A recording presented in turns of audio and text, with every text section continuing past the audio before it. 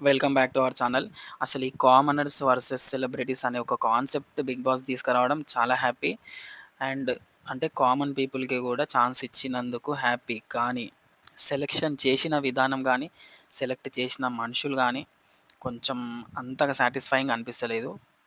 చూసే ఆడియన్స్‌కి గానీ, 'బిగ్ బాస్' పిచ్చి పిచ్చి ఫ్యాన్స్‌కి గానీ ఎవరికీ అంతగా అనిపిస్తలేదు.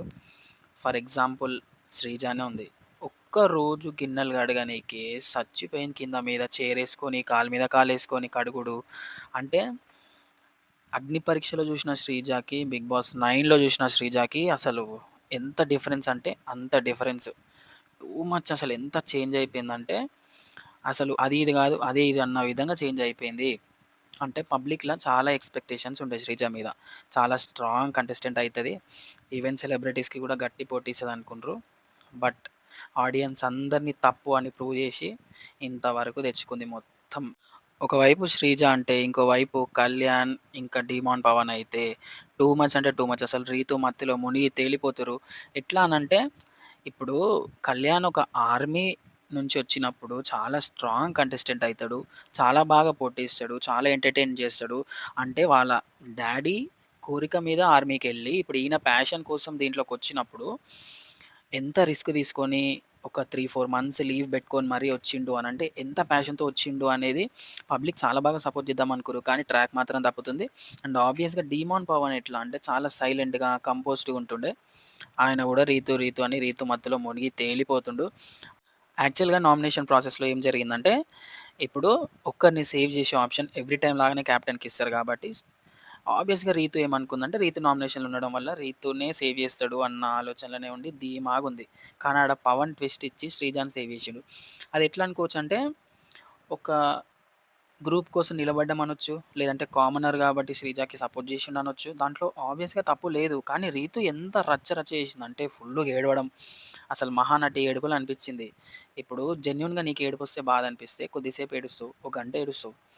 డే మొత్తం అసలు నైట్ లైవ్ చూడాలి మీరు. అసలు 24/7 లైవ్ చూసేటోళ్ళకి రోత అంటే రోత. అంత ఆ పిచ్చి ఫీలింగొచ్చింది. ఇంకా మళ్ళా పైగా ఇట్లా మాట్లాడుతూ నీకోసమే నేను నామినేషన్‌లోకొచ్చినా. నీకు తెలవదా? నువ్వు సేవ్ చేస్తావు అనుకున్నా నేనని చెప్పి పవన్‌ని క్వెషన్ చేస్తుంది. ఇది ఎంతవరకు కరెక్ట్ మీరే కామెంట్ చేయండి. ఇక ఇప్పుడు నామినేషన్‌లో ఎవరెవరు ఉన్నారో చూద్దాం. 'రీతు', 'ఫ్లోరా', 'రాము', 'కళ్యాణ్' అండ్ 'ప్రియా', 'హరీష్' గారు. వీళ్ళలో మీ ఫేవరెట్ ఎవరు? మీరు ఎవ్వరికి సపోర్ట్ చేద్దాం అనుకుంటారు? ఎవరిని హౌస్‌లో నుంచి బయటికి పంపిద్దాం అనుకుంటారు అనేది కామెంట్ చేయండి. అండ్ ఈ వీక్ 99% డబుల్ ఎలిమినేషన్ ఉంటది. ఫాస్ట్‌గా ఓట్స్ ఏసుకోండి మీ ఫేవరెట్స్‌కి. సాటర్‌డే ఎపిసోడ్‌లో నాగార్జున గారు చెప్పిన ఫీడ్‌బ్యాక్సు, కంప్లెయింట్స్ ఇవన్నీ శ్రీజ బాగా మైండ్‌లో పెట్టుకొని కొంచెం చేంజ్ అవ్వడానికి ట్రై చేస్తుంది. అండ్ ఇమాన్యుయల్ గూడా చాలా బాగా క్లియర్‌గా అర్థమయ్యేటట్టు చెప్పిండు. మన వాయిసే గాదు, మన క్యారెక్టర్ బయటికి ఎట్లెళ్తుంది, మన ఫేమ్ ఎట్లెళ్తుంది, అంటే మనం ఎట్లా ప్రొజెక్ట్ అవుతున్నాం బయటికి, పబ్లిక్‌కి, ఆడియన్స్‌కి అనేది గూడా ఇంపార్టెంటే. ఓన్లీ రావడం మాత్రమే ముఖ్యం గాదు అని జెప్పేసి చాలా బాగా మోటివేట్ జేషిండు. అండ్ కళ్యాణ్‌ని హరీష్ గారు ఒక మాట అన్నారు. మీలాగా లత్కోర్ పనులు చేయలేదు, చెయ్యము. అంటే ఆ మాట తప్పేమో. బట్ దాంట్లో ఉన్న డెప్త్ మీనింగ్ కరెక్టే అనిపిస్తుంది ఆడియన్స్ అందరికి. ఎందుకంటే కళ్యాణ్‌ని పర్సనల్‌గా లత్కోర్ అన్న మాట అనడం గాదది. కానీ దాంట్లో మీనింగ్ ఏందంటే, ఇప్పుడు నువ్వొచ్చిన పర్పస్ ఒకటి. నీ ఎయిమ్ ఒకటి. నువ్వు చేయాలనుకున్నదొకటి. ఈడ జరుగుతుందొకటి. నువ్వు చేస్తున్నదొకటి. ఒక నాన్‌సెన్స్ స్టఫ్ ఎనకాల నువ్వు తిరగడం. నా, నా, నా, నా బుజ్జి కన్నా అనుకుంటా ఆమెని ప్రతి దాంట్లో బ్రతిమలాడడం, ఫీల్ అవ్వడం. సో, అది కొంచెం మంచిగా అనిపిస్తలేదు చూసే ఆడియన్స్ గూడా. సో, ఆబ్వియస్‌గా హరీష్ గారన్న మాట తప్పయుండొచ్చు. ఫైనల్‌గా డిమాండ్ పవనే రీతికి సారీ జెప్పిండు. అండ్ నేను దేనివల్ల అట్లా మాట్లాడినా, దేనివల్ల సేవ్ చేసినా అనేది నువ్వు అర్థం చేసుకోవాలని జెప్పి కొంచెం కన్విన్సింగ్‌గా మాట్లాడిండు. సో, దాని తర్వాత వాళ్ళిద్దరు మళ్ళీ నార్మల్ అయిపోయారు. ఆబ్వియస్‌గా జరగాల్సింది జరుగుతుంది. ఇప్పుడు గ్రాండ్ లాంచ్ 2.0లో వైల్డ్ కార్డ్స్‌గా ఎవరెవరు వస్తున్నారో తెలుసుకుందాం. సో, ఫస్ట్ 90% అమర్‌దీప్ వచ్చే ఛాన్సెస్ ఉన్నాయి. సో, సీజన్ 7లో రన్నర్‌గా నిలిచి ఆల్రెడీ సీరియల్స్ ఇవన్నిట్లో చాలా పాపులర్ అయిన అమర్‌దీప్ వచ్చే ఛాన్సెస్ చాలా ఉన్నాయి. అండ్ మోస్ట్ కాంట్రోవర్షియల్ అమ్మాయి 'అలేఖ్య చిట్టి పికిల్స్' రమ్య. వాళ్ళ ముగ్గురిలో చిన్న అమ్మాయి. సో, తను చాలా ఫిట్‌గా, హెల్తీగా, యాక్టివ్‌గా గూడా ఉంటది. అండ్ ఇంకోటి ఇన్ని కాంట్రోవర్సీస్ ఫేస్ జేసి గూడా వాళ్ళెంత స్ట్రాంగ్‌గా నిలబడి ముందుకొస్తుర్రంటే, తను 'బిగ్ బాస్' వరకొస్తుందంటే, అంటే ఆల్రెడీ కొన్ని మూవీస్‌లో గానీ, ఈ మధ్యలో 'అశ్విన్' గారి మూవీలో ఆ స్టేజ్ పైన హీరోయిన్స్‌తో నిలబడ్డం గానీ, ఆల్రెడీ కొంచెం స్టార్‌డమ్ వచ్చిందామెకి. సో, సెలబ్రిటీ కేటగిరీలోనే తీసుకుంటారు. కామనర్ గాదు. అండ్ నెక్స్ట్ 'దివ్వెల మాధురి'. అంటే దువ్వాడ శ్రీనివాస్ గారి సో నేను మెన్షన్ చేయలేను. సో ఆయనతో పాటు ఉండే దివ్యల మాధురి గారు గూడా వస్తున్నారు. ఈమె గూడా చాలా కాంట్రోవర్సీ అసలు. ఒక సైడు పాలిటిక్స్ నుంచి సపోర్టు, మీమర్స్ నుంచి సపోర్టు, మనలాంటి యూత్ నుంచి గూడా ఎట్లా సపోర్ట్ అంటే చూసే ఆడియన్స్‌కి టైమ్ పాస్ అయితది.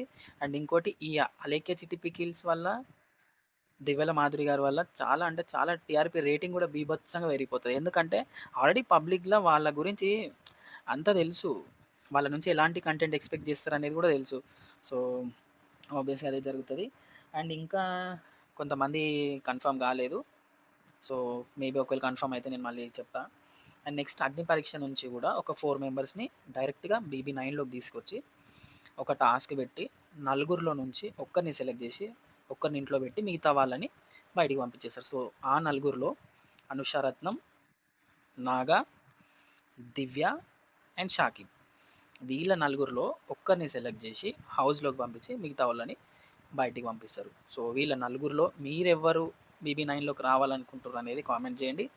అండ్ ఆబ్వియస్‌గా ఇప్పటి వరకు వచ్చిన కామనర్స్‌లో ఎవ్వరు ఫుల్లీ సాటిస్ఫై చేయలేదు ఆడియన్స్‌ని కాబట్టి, వీళ్ళలో అయినా ఎవరైనా చేయగలుగుతారా అనేది ఆలోచన మీకుంటే కూడా కామెంట్ చేయండి. So, thank you so much for watching. ఇట్లనే సపోర్ట్ చేయండి. మీ సపోర్ట్ ఎప్పటికి ఇట్లనే ఉంటదని ఆశిస్తూ ఇక మీద కూడా వీడియోస్ వస్తాయి. అండ్ నిన్న కొంచెం వర్క్ వల్ల వీడియో రాలేదు. So, sorry for that. Please do support and share and subscribe. Thank you for watching.